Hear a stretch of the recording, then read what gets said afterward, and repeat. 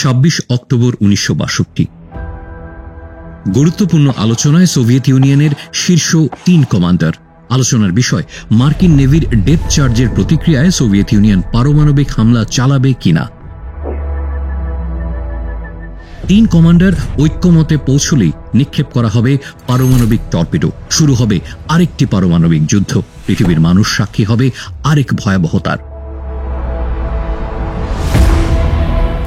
ঠিক এই সময় সাবমেরিনটির second in command Vasili Arkhipov torpedo launch করার বিরোধিতা করেন, আর শুধুমাত্র তার এই অবস্থানের কারণেই এক অবশ্যম্ভাবী পারমাণবিক যুদ্ধের হাত থেকে রক্ষা পায় বিশ্ব। কেননা তৎকালীন কিউবান মিসাইল সংকটকে কেন্দ্র করে 2 পরাশক্তি মার্কিন যুক্তরাষ্ট্র ও সোভিয়েত ইউনিয়ন যুদ্ধের জন্য পূর্ণভাবে প্রস্তুত ছিল।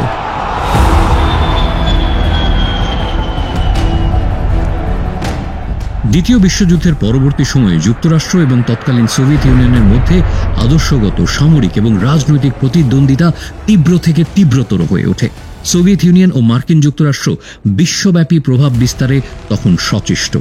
দেশ দুটি বিশ্বের বিভিন্ন দেশকে নিজেদের বলয়ে নিয়ে আসার চেষ্টা চালাচ্ছে এবং সমরাস্ত্র ও প্রযুক্তিগত দিক থেকে একে অপরকে ছাড়িয়ে যাওয়ার প্রতিযোগিতায় লিপ্ত হয়ে আছে।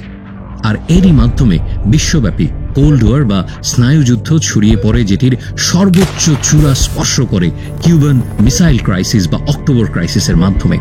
ইতিহাসে এই পরিস্থিতিকে মূলত 1962 সালের অক্টোবরে মার্কিন ভূখণ্ড থেকে মাত্র 90 মাইল দূরে কিউবায় সোভিয়েত ইউনিয়নের পারমাণবিক ক্ষেপণাস্ত্র স্থাপনকে কেন্দ্র করে সংঘটিত টান টান উত্তেজনাপূর্ণ, জটিল, ঘটনাবহুল 13 দিনব্যাপী সংকটকে বোঝায়।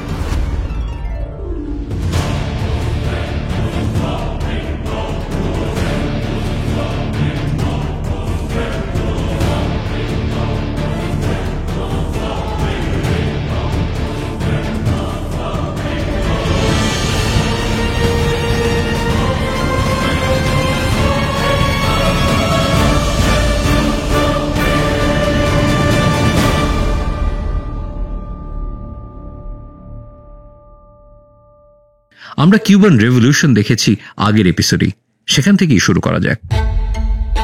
মূল সংকট 1962 সালে হলেও এর প্রেক্ষাপট রচিত হয় আরও বছর 3 আগে। 1959 সালের 1 জানুয়ারি কিউবায় ফিদেল কাস্ট্রোর নেতৃত্বাধীন বিপ্লবীরা মার্কিন সরকারের অনুগত ফুলজেনসিও বাতিস্তাকে ক্ষমতাচ্যুত করে। কাস্ট্রো 1960 সালে কিউবায় থাকা মার্কিন সম্পত্তি বাজেয়াপ্ত করলে মার্কিন সরকার অর্থনৈতিক অবরোধ আরোপ করে। ফিদেল কাস্ট্রো সোভিয়েত ইউনিয়নের সাথে সম্পর্ক উন্নয়ন করলে মার্কিন সরকার ক্যাস্ট্রোকে ক্ষমতা থেকে উৎখাতের সিদ্ধান্ত নেয়। এরই ধারাবাহিকতা এবং প্রতিক্রিয়া স্বরূপ 1960 সালে মার্কিন প্রেসিডেন্ট আইজেনহাওয়ার সিআইএ-কে ক্যাস্ট্রোকে উৎখাত করার জন্য বে অব পিগস নামে একটি গোপন অভিযান পরিকল্পনা করতে নির্দেশ দেন। পরিকল্পনার মূল লক্ষ্য ছিল কিউবায় স্থানীয় বিদ্রোহীদের সাহায্যে কাস্ট্রোর শাসন উৎখাত করা। 1961 সালে প্রেসিডেন্ট জন এফ কেনেডি এই পরিকল্পনা অনুমোদন করেন। সেই বছরের 17 এপ্রিল প্রায় 1400 কিউবান নির্বাসিতদের নিয়ে গঠিত একটি বাহিনী কিউবার বে অব পিগস নামে পরিচিত উপকূল আক্রমণ করে। স্বয়ং সিআইএ এই অভিযানে প্রশিক্ষণ ও সহায়তা প্রদান করে। কিউবার প্রশাসন আগে থেকে এই অভিযান সম্পর্কে জেনে যায়। ফিদেল কাস্ট্রো কিউবান সেনাবাহিনী এবং স্থানীয় মিলিশিয়াদের প্রস্তুত করেন এবং প্রতিরোধ করে তোলেন। ক্যাস্ট্রো নিজে নেতৃত্ব দেন এবং স্থানীয় জনগণকে উদ্দীপ্ত করেন। মার্কিনীদের এই অভিযান কাস্ট্রোর তৎপরতায় চূড়ান্তভাবে ব্যর্থ হয়, যা কিউবানদের ভেতরে মার্কিন বিরোধী মনোভাব আরও বেশি করে জাগ্রত করে তোলে। ভবিষ্যতে কিউবায় মার্কিন আগ্রাসন আরও বৃদ্ধি পাবে বুঝতে পেরে ফিদেল কাস্ট্রো আরও বেশি করে সোভিয়েত ইউনিয়নের ঘনিষ্ঠ হন। ল্যাটিন আমেরিকায় মার্ক্সবাদী আদর্শ বিস্তারের ক্ষেত্রে সোভিয়েত ইউনিয়নের কৌশলগত মিত্র হিসেবে আবির্ভূত হয় কিউবা। এখন প্রশ্ন আসতেই পারে, যুক্তরাষ্ট্র এবং সোভিয়েত ইউনিয়নের মধ্যে চলমান স্নায়ুযুদ্ধে কিউবা কেন এত গুরুত্বপূর্ণ হয়ে ওঠে? উত্তরটা কিন্তু খুব সহজ। কিউবা মার্কিন যুক্তরাষ্ট্রের এতই কাছে অবস্থিত যে এখানে যদি সোভিয়েত ঘাঁটি শক্ত হয় তাহলে খুব সহজেই কিউবা থেকে যুক্তরাষ্ট্রকে নজরদারিতে রাখা সম্ভব। অন্যদিকে যুক্তরাষ্ট্রের এত কাছাকাছি একটি কমিউনিস্ট রাষ্ট্র থাকা মানে হচ্ছে যুক্তরাষ্ট্রের জন্য নৈতিক পরাজয়, যা তাদের বৈশ্বিক আধিপত্যকে খাটো করে অনেকটা। তাই আদর্শিক এবং কৌশলগত দিক দিয়ে তৎকালীন সময়ে কিউবার গুরুত্ব ছিল আকাশচুম্বী। যেহেতু যুক্তরাষ্ট্র ও সোভিয়েত ইউনিয়ন প্রতিটি ক্ষেত্রেই একে অপরকে ছাড়িয়ে যাওয়ার চেষ্টা করত, সামরিক এবং কূটনৈতিক ক্ষেত্রে একে অন্যকে চাপে রাখা তাদের গুরুত্বপূর্ণ কৌশল ছিল। মার্কিন মূল ভূখণ্ড থেকে এত কাছের কিউবাতে সোভিয়েত সরকার নিজেদের স্বার্থেই তাদের প্রভাব বাড়াতে যথেষ্ট আন্তরিক ছিল। 1962 সালে সোভিয়েত ইউনিয়নের প্রধানমন্ত্রী নিকিতা ক্রুশ্চেভ কিউবাতে পারমাণবিক ক্ষেপণাস্ত্র স্থাপনের সিদ্ধান্ত নেন। এর আগে 1959 সালে মার্কিন যুক্তরাষ্ট্র ইতালিতে PGM-19 ক্ষেপণাস্ত্র এবং 1961 সালে তুরস্কে একই ধরনের জুপিটার ক্ষেপণাস্ত্র স্থাপন করে। এই ক্ষেপণাস্ত্রগুলি মাঝারি পাল্লার পারমাণবিক বোমা বহনে এবং সোভিয়েতদের গুরুত্বপূর্ণ অংশে সরাসরি হামলা চালানোয় সক্ষম ছিল। তাই এবার সোভিয়েত ইউনিয়ন মার্কিন ভূখণ্ডে পৌঁছানোর মতো ক্ষেপণাস্ত্র স্থাপনের সুযোগ হাতছাড়া করল না। কিউবাতে সোভিয়েত কার্যক্রমকে কড়া নজরদারিতে রাখার জন্য মার্কিন গোয়েন্দা সংস্থাগুলো উঠে পড়ে লাগে। CIA ও ডিফেন্স কাউন্সিল মিলে কিউবা ও সোভিয়েত ইউনিয়নের প্রতিটি পদক্ষেপকে নজরে রাখার সিদ্ধান্ত নেয়। তথ্য সংগ্রহ প্রকল্পের শুরুর দিকে অনেক চেষ্টা করেও তেমন কোনো তথ্য বের করতে পারেনি মার্কিন গোয়েন্দা সংস্থাগুলো। 1962 সালের আগস্টে তারা কিউবায় সোভিয়েত নির্মিত অস্ত্রের আনাগোনার আলামত দেখতে শুরু করে, আর তখনই মার্কিন নজরদারিতে সোভিয়েত ইউনিয়নের IL-28 বোমারু বিমানের উপস্থিতি পরিলক্ষিত হয়, যা পারমাণবিক বোমা বহনে সক্ষম। সোভিয়েত ইউনিয়নের ধারাবাহিক সামরিক মহড়া যুক্তরাষ্ট্র আঁচ করতে পারলেও তারা এর চাক্ষুষ প্রমাণস্বরূপ কোনো ধরনের ছবি তুলতে ব্যর্থ হয়।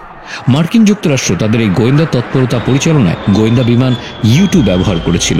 সংকটটি আরও তীব্র হয় যখন সোভিয়েত ইউনিয়ন নিজেদের আকাশে U-2 বিমানের উপস্থিতি টের পায়। তার প্রতিক্রিয়াস্বরূপ স্নায়ুযুদ্ধ পায় এক নতুন মাত্রা। এরপর 1962 সালের অক্টোবর মাস।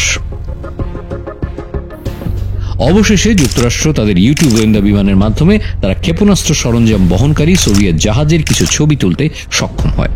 এই ছবিতে মিসাইল লঞ্চার, মিসাইল ট্রান্সপোর্টার এবং অন্যান্য সামরিক সরঞ্জাম দেখা যায়। ছবি বিশ্লেষণ করার পর মার্কিন প্রতিরক্ষা দপ্তরের কর্মকর্তাদের মাঝে সাড়া পড়ে যায়, যার প্রতিক্রিয়া স্বরূপ তারা হতবাক হয়ে পড়ে। কিউবায় ক্ষেপণাস্ত্র স্থাপনের ঘটনা যুক্তরাষ্ট্রের জন্য ছিল চরম অপমানজনক এবং উদ্বেগজনক, কেননা এর মাধ্যমে সোভিয়েত ক্ষেপণাস্ত্রগুলো মার্কিন যুক্তরাষ্ট্রের দিকে তাক করা ছিল সবচেয়ে গুরুত্বপূর্ণ বিষয়। ফ্লোরিডা, লস অ্যাঞ্জেলস, শিকাগো, এমনকি ওয়াশিংটন ডিসি পর্যন্ত এই ক্ষেপণাস্ত্রের বিপদসীমার মধ্যেই চলে আসে, যা যুক্তরাষ্ট্রের সার্বভৌমত্বের জন্য চরম হুমকির। বিষয়টি ছিল এমন, সোভিয়েত ইউনিয়ন চাইলেই যুক্তরাষ্ট্রের মূল ভূখণ্ডে হামলা চালাতে পারে। পুরো ঘটনার তথ্য প্রমাণ হাতে পাওয়ার আগেই সোভিয়েত ইউনিয়ন 1962 সালের জুনের ভেতরে 24টি লঞ্চ প্যাড, 40টি রকেট, 45টি পারমাণবিক ওয়ারহেড কিউবায় পাঠিয়েছিল। MRBM এবং IRBM মাঝারি পাল্লার ব্যালিস্টিক মিসাইলগুলো যুক্তরাষ্ট্রের ঘাড়ে নিঃশ্বাস ফেলার জন্য ছিল যথেষ্ট। আমরা জানি যুক্তরাষ্ট্রের ডিফেন্স পলিসির দুটো উদ্দেশ্য। প্রথমত, যুক্তরাষ্ট্রের মূল ভূখণ্ড নিরাপদ রাখা। দ্বিতীয়ত, যুক্তরাষ্ট্রের বন্ধু বা অ্যালাইড রাষ্ট্রগুলোর নিরাপত্তা সংরক্ষণ করা, যে বিষয়টি যুক্তরাষ্ট্রকে বৈশ্বিক হেজিমনি হিসেবে উপস্থাপনের সবচেয়ে বড় নিয়ামক। এই যখন যুক্তরাষ্ট্রের ডিফেন্স পলিসি, সেখানে বন্ধু রাষ্ট্রের নিরাপত্তা সংরক্ষণ তো দূরের কথা, খোদ যুক্তরাষ্ট্র তার নিজের নিরাপত্তা সংরক্ষণ করতে পারবে কিনা সেটিই হয়ে দাঁড়ায় সবচেয়ে বড় প্রশ্ন। এমন উদ্ভূত একটি পরিস্থিতি যুক্তরাষ্ট্রকে চলমান স্নায়ুযুদ্ধে অনেক বেশি পিছিয়ে দেয় রাজনৈতিকভাবে। পরিস্থিতি বিবেচনায় মার্কিন president John F Kennedy 17 October White হাউসে উচ্চ পর্যায়ের বৈঠক করেন। এই বৈঠকে executive committee of the national security council বা এক্সকম গঠন করা হয়। এই কাউন্সিল সংকট মোকাবেলার জন্য নীতিগত সিদ্ধান্ত নেয়। 18 অক্টোবর কেনেডি ও সোভিয়েত পররাষ্ট্রমন্ত্রী আর্গেই গ্রেমিকো ওয়াশিংটনে বৈঠক করেন। গ্রেমিকো কেনেডিকে জানান যে কিউবায় সোভিয়েত কার্যক্রম শুধুমাত্র প্রতিরক্ষামূলক। সোভিয়েতের এই অবস্থান চলমান অবস্থাকে আরও উস্কে দেয়। ন্যাশনাল সিকিউরিটি কাউন্সিলের অধিকাংশ সদস্যই কিউবায় সামরিক আক্রমণের পক্ষে সায় দেন।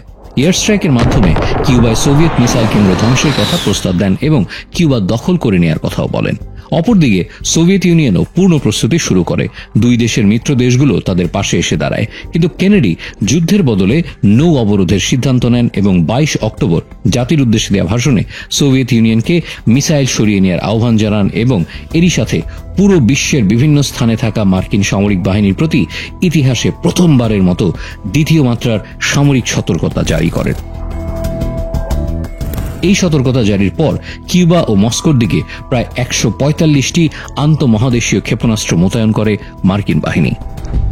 অক্টোবর 23, 1962 কার্যকর হয় মার্কিন নৌ অবরোধ। কিউবার চারপাশ ঘিরে ফেলে মার্কিন নৌবাহিনী। সোভিয়েত নেতা নিকিতা ক্রুশ্চেভ নৌ অবরোধকে আগ্রাসী পদক্ষেপ হিসেবে অভিহিত করেন। অন্যদিকে সোভিয়েত জাহাজগুলো কিউবার দিকে অগ্রসর হতে থাকে। বিশ্বজুড়ে তখন টান টান উত্তেজনা, সবাই অপেক্ষা করছে আরেকটি ধ্বংসাত্মক পরিণতির। এরই মাঝে 25 অক্টোবর কিউবা নিয়ে জাতিসংঘে উত্তপ্ত আলোচনা হয়। এর পরের দিন 26 অক্টোবর সোভিয়েত সাবমেরিনে ডেপথ চার্জ নিক্ষেপের ঘটনা ঘটে। সোভিয়েত আকাশসীমায় আবারও ঢুকে পড়ে U-2 সামরিক গোয়েন্দা বিমান। সোভিয়েত ইউনিয়ন ও যুক্তরাষ্ট্র দুই দেশই সামরিক শক্তি জানান দিতে আকাশে ওড়ায় যুদ্ধ বিমান। উভয় দেশের পারমাণবিক ক্ষেপণাস্ত্রগুলো যে কোনো সময় আঘাত হানার জন্য প্রস্তুত হয়ে থাকে। কিউবার নেতা ফিদেল কাস্ট্রো ক্রুশ্চেভকে পারমাণবিক অস্ত্র দিয়ে জবাব দিতে আহ্বান জানান। কিউবান উপকূলে তখন যুদ্ধাবস্থা। মিত্র দেশগুলোর মধ্যে যুদ্ধের উৎকণ্ঠা। যে কোনো একটি ভুল পদক্ষেপই পুরো পৃথিবীকে পারমাণবিক যুদ্ধের দিকে ঠেলে দেবে। এই অবস্থায় সোভিয়েত নেতা নিকিতা ক্রুশ্চেভ কেনেডির কাছে একটি ব্যক্তিগত বার্তা পাঠান, যে বার্তায় তিনি বলেন কিউবার আশেপাশে থাকা মিসাইল তিনি সরিয়ে নেবেন, যার পরিবর্তে কিউবায় হামলা না চালানো এবং ভবিষ্যতে কিউবা আক্রমণ না করার প্রতিশ্রুতি চান তিনি। তবে এরই মাঝে 27 তারিখে কিউবায় একটি U-2 বিমান ভূপাতিত হলে পরিস্থিতি হয়ে পড়ে আরও জটিল। সোভিয়েত ইউনিয়ন আগের শর্তগুলোর সাথে তুরস্ক ও ইটালি থেকে মার্কিন ক্ষেপণাস্ত্র অপসারণের দাবি পূরণের সাপেক্ষে মার্কিন নজরদারিতে কিউবা থেকে তাদের ক্ষেপণাস্ত্র সরিয়ে নিতে রাজি হয়। 28 অক্টোবর কেনেডি কিউবাতে সামরিক হস্তক্ষেপ না করার সিদ্ধান্ত নেন এবং গোপনে তুরস্ক ও ইটালি থেকে ক্ষেপণাস্ত্র সরিয়ে নেওয়ার কথা জানান। এরই প্রেক্ষিতে 29 তারিখ সকাল থেকে কিউবায় সোভিয়েত ইউনিয়ন তাদের ক্ষেপণাস্ত্র ঘাঁটিগুলো ভেঙে ফেলতে শুরু করে। নাটকীয়ভাবে কূটনৈতিক সমাধানের ফলে বিশ্ববাসী রক্ষা পায় আরেকটি ভয়াবহ পারমাণবিক যুদ্ধ থেকে। কিউবান মিসাইল ক্রাইসিস পৃথিবীর মানুষকে নতুন নতুন বার্তা দিয়ে যায়।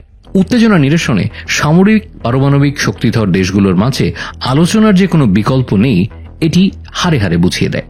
কিউবান মিসাইল সংকট পরবর্তী সময়ে যুক্তরাষ্ট্র ও সোভিয়েত ইউনিয়নের মধ্যে বিশেষ টেলিযোগাযোগ ব্যবস্থা বা হটলাইন চালু হয়। এই ঘটনা কূটনীতিবিদ ও রাজনৈতিক নেতাদের বোঝাতে সক্ষম হয় যে যুদ্ধ নিজেদের অস্তিত্ব রক্ষার জন্য বিপজ্জনক এবং সমঝোতামূলক আচরণই সংকট উত্তরণের সর্বোত্তম পন্থা। বিশ্বকে রক্ষা করতে বিশ্ব নেতারা পারমাণবিক অস্ত্র নিয়ন্ত্রণের গুরুত্ব অনুধাবন করতে সক্ষম হন। বিভিন্ন অস্ত্র নিয়ন্ত্রণ চুক্তি স্বাক্ষর করতে উদ্যোগী হন, যার মধ্যে 1963 সালের পারমাণবিক অস্ত্র পরীক্ষা নিষিদ্ধকরণ চুক্তি নিউক্লিয়ার টেস্ট ব্যান ট্রিটি অন্যতম। 1962 সালের কিউবান সংকট 2024 সালে হয়েছে আরও বেশি প্রাসঙ্গিক। ইউক্রেনকে কেন্দ্র করে রাশিয়া ও যুক্তরাষ্ট্র আবারও মুখোমুখি। দুই পারমাণবিক শক্তিধর দেশ পুনরায় যুদ্ধের মাঝে একে অপরকে ছাড়িয়ে যেতে ব্যস্ত। এখন দেখার বিষয় একটি, দেশ দুটি কি তাদের সংকটকালীন পরিস্থিতিতে আলোচনা বা সমঝোতার মতো বিষয়কে গুরুত্ব দেয়, নাকি যুদ্ধের দামামাকেই আঁকড়ে ধরে রাখে।